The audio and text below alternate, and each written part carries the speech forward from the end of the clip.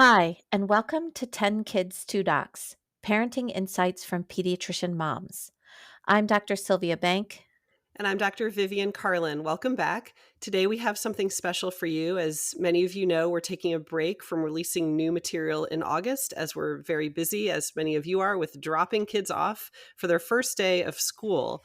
But as promised, this is Head Lice Digitally Remastered, Vivian's version, as Sylvia likes to call it, which sounds so much better to me than way back when I was a naive new podcaster 6 months ago and released Head Lice, and the audio is just not as good as it could have been. I hope you enjoy this digitally remastered version of Head Lice. Enjoy. Today, we are going to tackle a topic that can be one of the most stressful periods of time for a family, and that topic is head lice. Now, this is almost a rite of passage for any parent to have head lice go through your family. The more children you have, the more likely you are to have a case of head lice in your family. Oh, true. So, of course, you and I both have experience with head lice. Welcome to the 10 Kids, 2 Docs podcast. Seasoned pediatricians and longtime friends, Sylvia Bank and Vivian Carlin have counseled thousands of parents and are raising 4 and 6 kids, respectively. Join these doctor moms as they incorporate fun and their combined wisdom and experience to share parenting insights for anyone looking for practical and trustworthy guidance. Please note that this podcast is not intended to be a substitute for professional medical advice, diagnosis, or treatment from your doctor.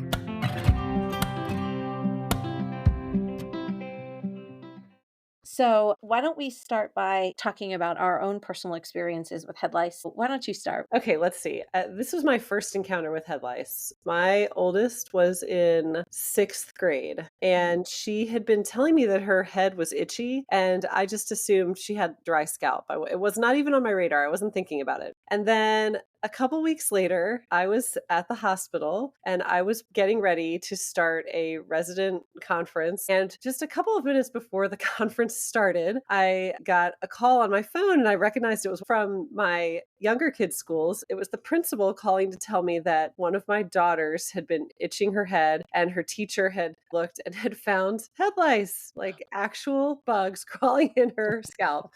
Oh, so disturbing. So I had to finish that phone call and then compose myself to go literally give this lecture while trying not to be demoralized by the fact that I knew what was facing me when I got home that day, and that was going to be 6 children plus myself, probably all infested with head lice. Our family had head lice for the first time. It was the summertime, and my older daughter, similar to your oldest daughter, was complaining of itchy scalp. And we had been to the beach. Sometimes they get sand in their Sure, hair. yeah. Yeah. I was completely like, oh, you're fine. Here, use this dandruff shampoo. And I think something like a month went by, and I discovered not just a couple of louse. I think it was like hundreds Oh, in oh, her hair. She was God. infested because it had been months. So that older daughter was our primary case, and a large delay before we realized. We actually cut hair. My daughters had longer hair at that time, and I'm like, you know what? It's easier to come through when the hair is short. So I gave her a bob. I have to say, I was completely overwhelmed having to comb through all the kids. Yeah, I yeah. actually wound up, I've told you guys this before. I'm not a big crier, but I actually wound up crying because I was so overwhelmed with the head lice. And when my older son saw me crying, he was 9. He was like, "Okay, mom, I'll shave my head." Oh, So he went out there. His dad gave him the buzz cut that he gives himself. And I have to say, it's probably one of my most touching periods of parenting where I know my older son did not want to have his head shaved. And he did that for me. I still feel very touched by that. Over 10 years later, it still touches me how he did that for me. Actually I don't know if you have in your area, licensed nurses. yes, yes, yes, yeah. Yes, where you can For pay it. them Yes, hundreds of dollars for them yes. to come through. I called them and got a quote, actually. How much was it? Oh, for my family, I wanna say it was like $750. Yes, hundreds of dollars. Way too many people. I will say that when you talk about the hundreds of lice that you found, which just makes all of our skin crawl thinking about that. I remember my daughter, who was the one who initially was discovered at school, which is also very humbling, right? I would have much rather just found it myself than it had to be Right. the teacher that found it. At any rate, this daughter, she would refer to it as this nest that was at the back, the nape of her neck, which is a pretty common place. So as the days went on, she would be like, "Have you checked the nest? Are there any more left in the nest?" And that also makes my skin crawl because there was just a whole grouping all together.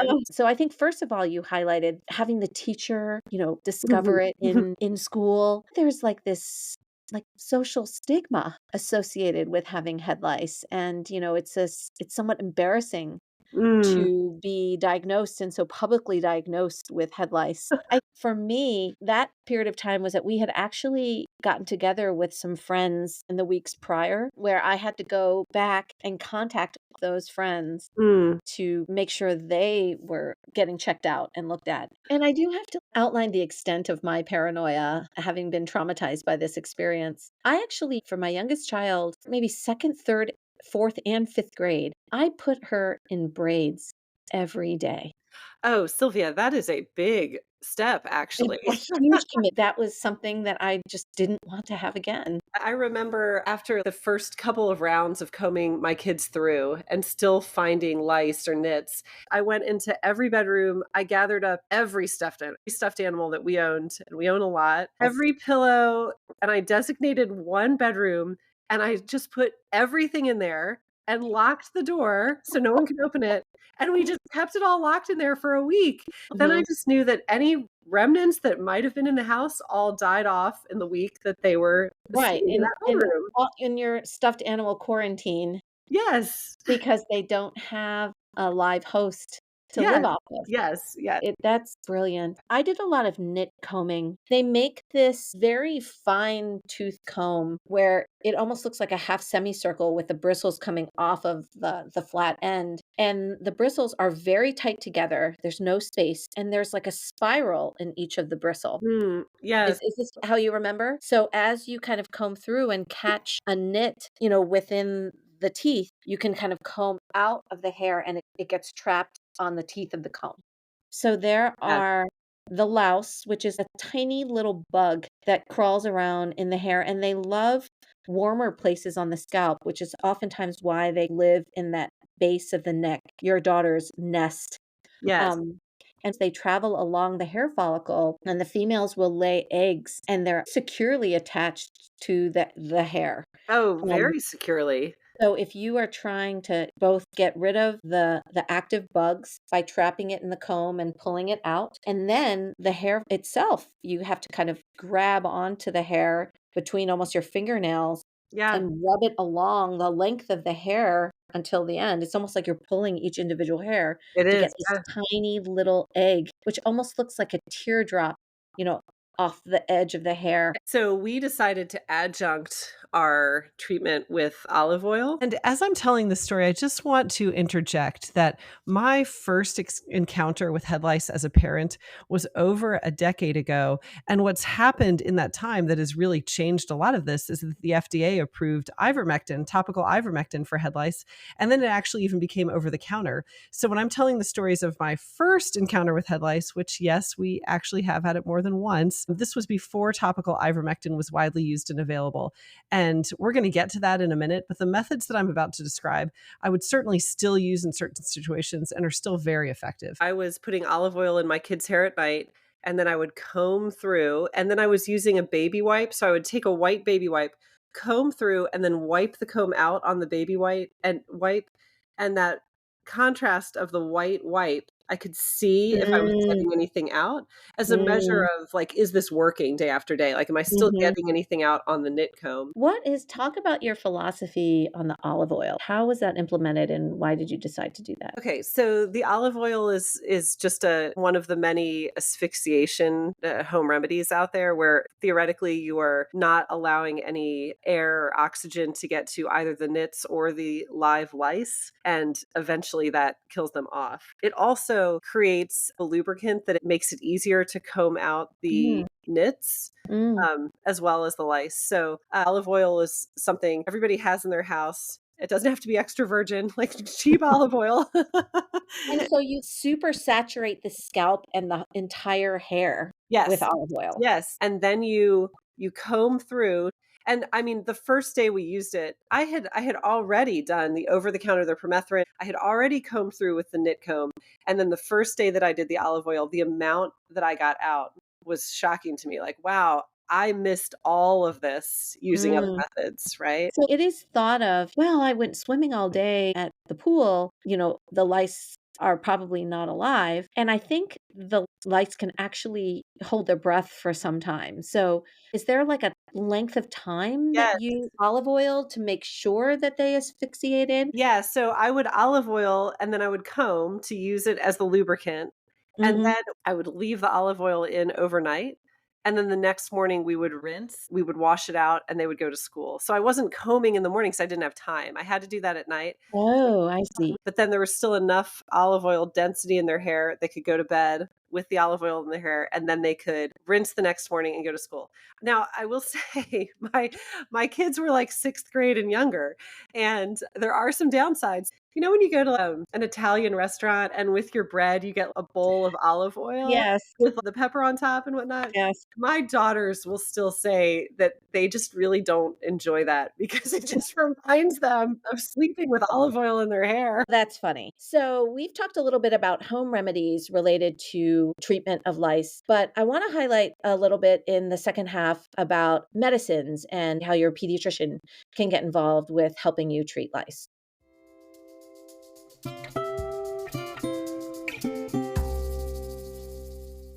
So, now we're going to move on and talk about ways that you can treat head lice. The treatments that are available are over the counter, and I want to just highlight what they are and how you can use them. So, first of all, it's a product that you'll find called RID, RID, or NIX, NIX. And Rid and Nix both contain permethrin, which is a pediculicide, which is just a fancy term for an insecticide that is specific to lice. Very inexpensive. It's widely available. The downsides is that there is a 75% resistance rate to Rid or Nix. So, like you described, Sylvia, it's a great thing to use first, and you can debulk the number of lice. I know in my experience when I used it, you do just see lice falling out of the hair when you Right, shampoo. So you're like kind of debulking the amount of lice that are in the hair, but right, it's not a very effective treatment to eradicate the lice because right. there's such a high resistance rate. And then, like we said before, if you feel like there's even a couple of lice left over in your treatment, then that could be enough to then repopulate and have a whole nother infestation. Right, right. So then the next line, which is probably one of mine and yours favorite medications, is Sklice. So let's talk about Sklice and what that is. Slice, Sklice, which is a great name because it like slices the lice, is a product that used to be a prescription and it's actually now available over the counter. And it is a topical cream that you apply to the scalp. Right. So Sklice is a topical ivermectin. When I've used it, it reminds me of the consistency of white glue. It's not quite as sticky, but it's sort of that, I don't know, like a tacky consistency. And the idea is that you rub it down the whole length of the hair shaft. And then you leave it in for 10 to 15 minutes and then you rinse it out. You don't shampoo for at least 24 hours, but you rinse it out. And I love topical ivermectin. Because unlike permethrin, ivermectin is very good in eradicating lice. There is no resistance rate. Ivermectin even coats the eggs so that as the lice hatch, if they survived through that initial treatment, they die fairly quickly due to the ivermectin that's remaining coated on the egg. So you generally only have to use it once. I do always recommend checking, continuing to check your child's hair 7 to 10 days out to make sure you don't see any signs. And if there is a reoccurrence, then you can go ahead and use ivermectin a second time. But often that's not even needed. It's a one and done treatment. It's really changed how we can treat head lice. And it's been great now that it's become abundantly available. When I was talking about ivermectin 10 years ago, nobody had heard of it. Of course, now everybody knows what ivermectin is because of COVID-19. When you've tried these over the counter remedies and you have recurrent lice, this is usually the time where you go to the pediatrician. Right. So that's true. It's actually now in the American Academy of Pediatrics guideline in refractory cases of head lice or situations where you just cannot treat it topically. There is an option to consider a prescription of oral ivermectin. Again, ivermectin topical lotion is very effective. So if applied correctly, that really should be effective in getting rid of the lice. And sometimes people seek the pediatrician early on just to confirm the diagnosis. I've definitely have patients with itchy scalps. They're not sure if they're seeing nits. They're not sure if they're seeing lice. So they come into the pediatrician just to confirm, yes, this is lice. And then I sometimes show them, this is what the knit looks like. Let me see if I can find a louse and show you what that looks like, just to kind of educate the parents on what they're looking for when they are trying to see if it's there or if it's gone. I think that people that haven't dealt with this before are surprised by how incredibly hard it is to see the eggs. In fact, some of the over the counter, the Nix and Rid, they often come with a louse comb and some come with a magnifying glass because that's literally what you need sometimes to be able to see what those eggs look like. And the lice themselves avoid the light. So often as you're parting the hair and looking, they're moving around so that you don't actually see them, which is why often it requires a certain density of lice in the hair for you to even catch it. So really good point. If you're not trained and looking for it, you can absolutely miss it. There's no shame in that. And it can look very similar to dandruff, which is another difficult thing to distinguish that your pediatrician can help you with. Right. So you can definitely make an appointment with your pediatrician just to confirm the diagnosis. And as you talk about reasons to visit the pediatrician, under the age of 6 months, I would not recommend using any type of pediculicide. Of course, infants generally have finer hair. It's less common for them to get head lice, but they still can. They would be a very good reason to see your pediatrician to confirm the diagnosis if you have any concern about your infant, because not only do we not want to expose them to an insecticide, but we also know that their skin in general is just so much more sensitive. So as I think about concluding this episode, if we ever had head lice go through our home again, which I really hope does not happen at this point, I would go straight to Sklice or a topical ivermectin generic. I would treat everybody once and then I would watch, and 7 to 10 days later, recheck everyone thoroughly to decide if we needed to do it a second time. I would do my stuffed animal quarantine again, just so that I'm also not overly worried about having to clean off any bedding and anything. I would just take excess and just put it in a room and lock the door for a week so that I didn't have to go through that whole intense process of washing all of the bedding. I mean, that's the extent of my vigilance that I would do just to prevent the head lice from coming back. If there was a scenario where I thought maybe somebody had head lice, but I wasn't sure and I had a suspicion, again, I mentioned in the episode that it often requires a certain density of lice to be able to catch it. But I know that I could catch it using olive oil. So I would do that method again, where I might pick the child I was most suspicious of, olive oil the hair, comb it through, wipe the comb out on a white baby wipe so that I'm seeing the contrast. And that would really help me figure out if I'm getting lice or nits, and then confirm. If I really don't get anything using that method, then I would assume that we actually don't have lice. If I do get something using that method, then I would assume that we probably all have lice. As you've pointed out, head lice can be very tricky to find. If I wanted to go completely insecticide, pediculicide free, which there might be a number of scenarios where I might choose to do that. For example, if I had like a really young toddler with head lice and I didn't really want to expose them to that topical ivermectin, even though it is very, very safe, I know that I could do it with olive oil. It does take some diligence. You do need to do it multiple days in a row to catch the eggs that are hatching and then to also get those live lice. But I know that with diligence, I could get it out. I did it before. I could do it again. I will again mention Rid or Nix. They're very good at debulking the lice. So if you have that on hand, I would certainly use it to just debulk the lice, but then know that that's not great at eradicating the lice. So then you need to do some other adjunct therapy as well. Right. And then some people also wind up using tea tree oil shampoo, and that has been one of the classic treatments to prevent lice as well. Yes, tea tree oil is another interesting all-natural adjunct. It does have some mild pediculicide effect as well as some head lice repellent effect. So for example, I used a tea tree oil hair detangler in my youngest daughter for years when she was in early elementary school. I will make a comment here that one of the inspirations for doing this episode was a radio piece I heard on NPR where a doctor was being interviewed, and the message was very strong as to head lice is not a big deal. We treat it. Children can go back to school. Like, they shouldn't be held from school. This is not a big deal. Parents shouldn't be worried, et cetera, et cetera. And while as a pediatrician, I fully believe all of that. That's very, very true.